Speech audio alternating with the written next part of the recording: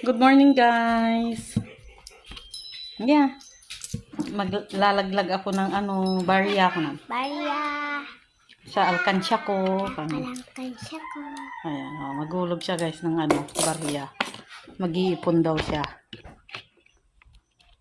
Ayan.